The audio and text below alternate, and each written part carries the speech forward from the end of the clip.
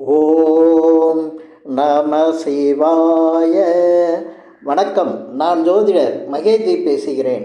ஜாதகப்படி உங்கள் வாழ்க்கை இப்படிதான் இருக்கும். நவாம்சம் சொல்லும் உண்மைகள். இப்போ ஜாதகம் பார்க்கும்போது நம்ம பெரும்பாலும் ராசி கட்டத்தை பார்க்குறோம். அதே போல் பிறந்த நட்சத்திரத்தை பார்க்குறோம். ராசி கட்டத்தில் கிரகங்கள்லாம் நல்லா இருந்துச்சு, சரி அப்போ ஓரளவுக்கு லைஃப் நல்லா இருக்கும் அப்படின்னு நினைப்போம். ஆனால் நிஜ வாழ்க்கை முறையில் பார்க்கும்போது அந்த ராசி கட்டத்தில் உள்ள மாதிரி சில அமைப்புகள்லாம் நல்லாவே இருக்கும். ஆனாலும் வாழ்க்கையில் ஏதோ ஒரு தடை, அதே போல் பிரச்சனைகள். இப்போ பிரச்சனைகள்னு எடுத்துக்கிட்டால் 6ஆம் இடம் வரும்.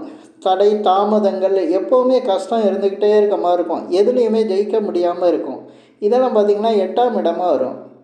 சரி, நம்மளுக்கு ராசி கட்டத்தில் 8ஆம் இடத்துல இல்லை, 6ஆம் இடத்துல ஒன்றும் பிரச்சனை இல்லை அப்படின்னு இருக்கும்போது, ஆனால் ஒரு சிலருக்கு பார்த்திங்கன்னா ஒரே லக்னத்தில் தான் பிறந்திருப்பாங்க. ஆனால் கிரகங்கள்லாம் கரெக்டாக ராசி கட்டத்தில் அதே போல் தான் இருக்கும். ஆனாலும் பிரச்சனைகள் வித்தியாசமாக இருக்கும். ஒருத்தருக்கு ஒரே லக்னத்தில் பிறக்கிறவங்களுக்கு இன்னொருத்தருக்கு அந்த பிரச்சனை இருக்காது. ஆனால் கிரகங்கள் அதே மாதிரி தான் இருக்கும். அதுக்கு தான் நவாம்சத்தை நம்ம நல்லா தெளிவாக பார்க்கணும். நவாம்சத்தில் எப்படி பார்க்கணும் அப்படின்னா, இப்போ இந்த பதிவில் நான் சொல்லியிருக்கிறது, இப்போ நீங்கள் ராசியில் ஒரு லக்னம்னா அந்த லக்னம் உங்களுக்கு நவாம்சத்தில் எந்த நிலையில் இருக்குது அப்படிங்கிறத வச்சு லக்னத்துக்கு தான் நான் இதில் சொல்லியிருக்கேன். மற்ற ஒவ்வொரு பாவத்துக்குமே நவாம்சத்தில் நம்ம பார்க்கணும். அப்படி பார்க்கும்போது இப்போ நம்ம மேச லக்னத்துக்கு ஒருத்தர் மேச லக்னத்தில் பிறக்கிறாருன்னா நவாம்ச லக்னத்துக்கு 6ஆம் இடத்துலையோ 8ஆம் இடத்துலையோ அவருடைய லக்னம் வந்துருச்சுன்னா, இங்கே மேசம் அவரோட ராசி கட்டத்தில் மேச லக்னம், அங்கே கன்னி லக்னம் அல்லது விருச்சிக லக்னமாக நவாம்சத்தில் இருந்ததுன்னா அவருக்கு இப்போ கன்னி லக்னத்துக்கு உரிய பிரச்சனைகள் தான் அவருக்கு லைஃப்பில் நிறைய எதிர்பார்க்கணும். அவர் நடக்கிறதெல்லாம் அப்படி தான் நடந்துக்கிட்டு இருக்கோம் அவருக்கு. அதே போல் அவருக்கு லக்னம் விருச்சிகமாக வந்துருச்சுன்னா அதே போல் தான் நடந்துக்கிட்டு இருக்கோம். அதே போல் 6, 8, 12 கூட எடுத்துக்கலாம். 12ஆம் இடம் அப்படிங்கையில் மீனம் லக்னமாக வந்துருச்சுன்னா, மேச லக்னத்தில் பிறந்தவருக்கு ராசி கட்டத்தில் லக்னம் மேசம், நவாம்சத்தில் பார்க்கையில் மீனத்தில் இருக்கும்போது அதிக விரயம், அதே போல் வீடு ஊர் இதெல்லாம் பிரிஞ்சு வெகு தூரத்தில் இருக்கிறது, வெளிநாட்டில் இருக்கிறது, இப்படி இருக்கும். நிறைய விரயங்கள்லாம் சந்திக்கிற மாதிரி இருக்கும் லைஃப்பில். இப்படி அவருடைய லைஃப் இருந்துகிட்ருக்கோம். இது நம்ம நவாம்சத்தில் நிறைய பேர் நவாம்சத்தை பற்றி பார்க்காம இருக்கிறாங்க. அது நவாம்சத்தில் இப்படி தான் வரும் அப்படிங்கிறது உங்கள் நட்சத்திரம் எப்படின்னா, இப்போ பிறந்த நட்சத்திரம் வேறு. ஒவ்வொரு லக்னத்துலேயும் பிறக்கிறவங்களுக்கு அந்த லக்ன புள்ளின்னு ஒன்று இருக்கும். லக்ன புள்ளிங்கிறதான் லக்னம் எந்த நட்சத்திரத்தில் நிற்கிது, அந்த நட்சத்திரத்தில் எந்த பாதத்தில் நிற்கிது அப்படிங்கிறத பொறுத்து தான் நவம்சத்தில் வரும். அப்போ மேச லக்னத்தில் என்ன நட்சத்திரம் இருக்கோ அந்த நட்சத்திரத்துக்குள்ளே ஏதாவது ஒரு நட்சத்திரத்தில் அந்த நட்சத்திரங்களுக்கு உள்ள பாதங்களில் தான் அவருக்கு லக்ன புள்ளி இருக்கும். இப்படி தான் ஒவ்வொரு லக்னத்துக்கும். இப்போ இந்த பதிவில் நான் மேச லக்னத்துலேருந்து மீனம் வரையும் இப்போ நீங்கள் எந்த நட்சத்திரத்தில் பிறந்தால் உங்களுக்கு 6, 8, 12 மட்டும் வருங்கிறத இந்த பதிவில் சொல்லியிருக்கேன். மற்ற இப்போ உங்களுக்கு லக்னம் நான் சொல்லாத நட்சத்திரங்க புள்ளி உங்களுக்கு லக்ன புள்ளியாக வரலன்னா நிச்சயமாக ஓரளவுக்கு நல்லா இருக்கும். ஆனால் இந்த மாதிரி 6, 8, 12 வந்துச்சுன்னா பிரச்சனைகள் இருக்கும். அதுக்கு அந்த நட்சத்திர வழிபாடை செஞ்சால் சரியாகும். இப்போ நான் மேச லக்னத்திலேருந்து சொல்லிகிட்டே வரேன். இப்போ மேச லக்னத்தில் பிறந்தவங்களுக்கு பார்த்திங்கன்னா, மேசத்தில் அஸ்வினி 4 பாதம், பரணி 4 பாதம், கிருத்திகை 1 பாதம் இருக்கும்.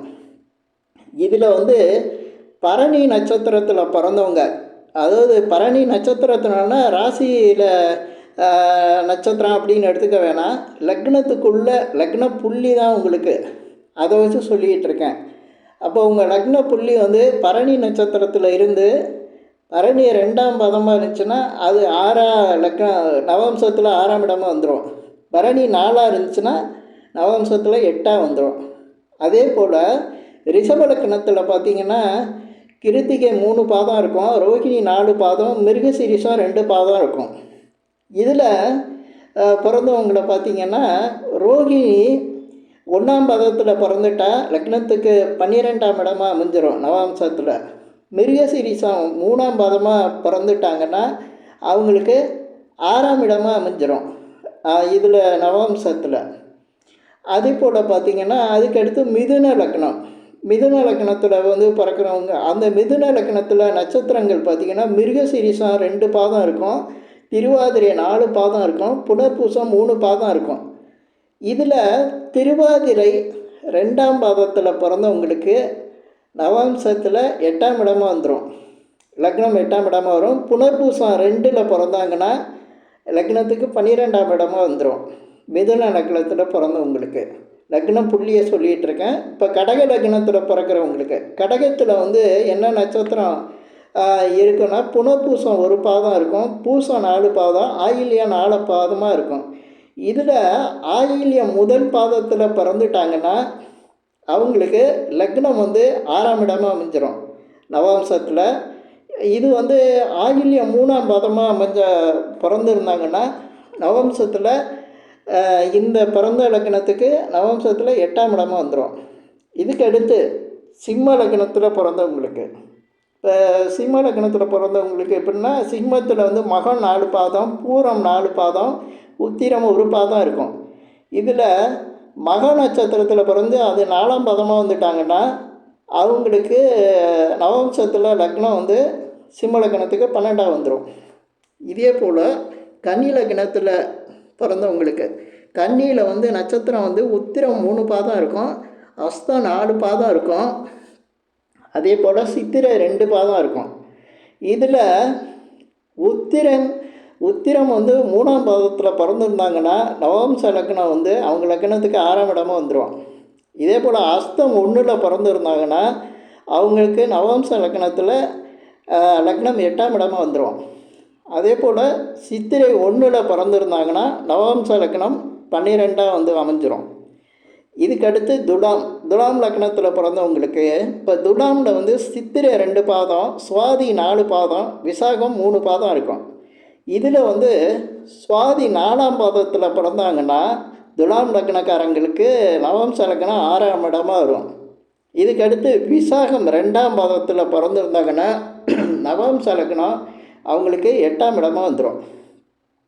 இதுக்கடுத்து விருச்சிக லக்னத்தில் பிறந்தவங்களுக்கு, விருச்சிகத்தில் வந்து நட்சத்திரம் பார்த்திங்கன்னா விசாகம் 1 பாதம் இருக்கும், அனுசம் 4 பாதம் இருக்கும், கேட்டை 4 பாதம் இருக்கும். இதில் அனுசம் 3ஆம் பாதத்தில் பிறந்திருந்தாங்கன்னா நவம்ச லக்னம் விருச்சிகத்துக்கு 12ஆம் இடமாக வந்துடும்.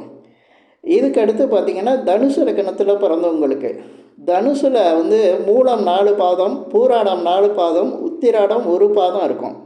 இதில் மூலம் நட்சத்திரம் 2ஆம் பாதத்தில் பிறந்துட்டாங்கன்னா நவம்ச லக்னம் 6ஆம் இடமாக வந்துடும். இதே போல் மூலம் 4ஆம் பாதத்தில் பிறந்திருந்தாங்கன்னா நவம்ச லக்னம் 8ஆம் இடமாக வந்துடும். இதுக்கடுத்து பூராடம் 4ஆம் பாதத்தில் பிறந்திருந்தாங்கன்னா நவம்ச லக்னம் 12ஆம் இடமாக வந்துடும்.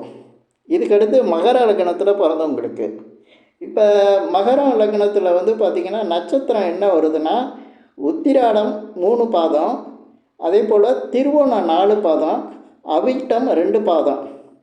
இதில் மகர லக்னத்தில் பிறந்தவங்க லக்ன புள்ளி வந்து அவங்களுக்கு திருவோணம் 3ஆம் பாதத்தில் பிறந்தாங்கன்னா மகரத்துக்கு நவம்ச லக்னம் 6ஆம் இடமாக வந்துடும்.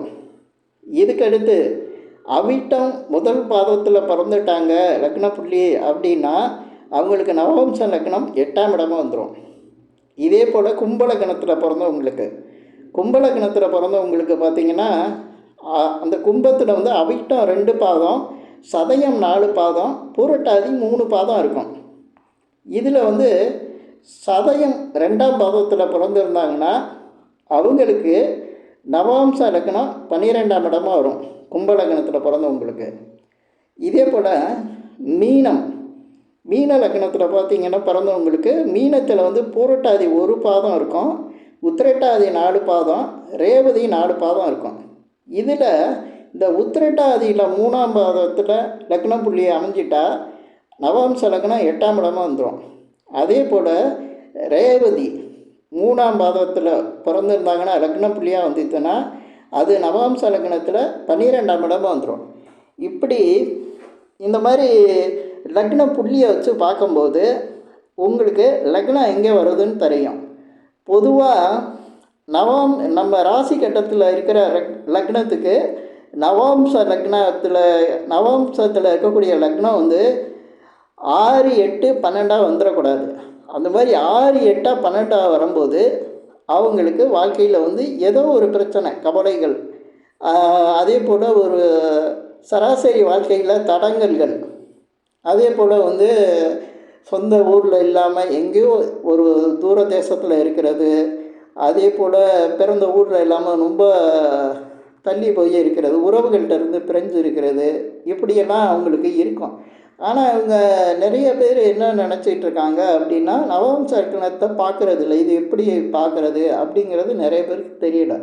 இதுதான் அந்த லக்னம் வந்து நவம்ச லக்னம் இந்த மாதிரி 6, 8, 12 இருந்துச்சுன்னா அவங்களுக்கு ராசி கட்டத்தில் எல்லா கிரகங்களும் நல்ல நிலையில் இருந்தால் கூட இந்த மாதிரி சில கஷ்டங்கள், பிரச்சனைகள் வாழ்க்கை முழுதும் இருந்துக்கிட்டே இருக்கும். இது வந்து லக்னத்தை வந்து நம்ம பார்க்குற விதம் இப்படி தான்.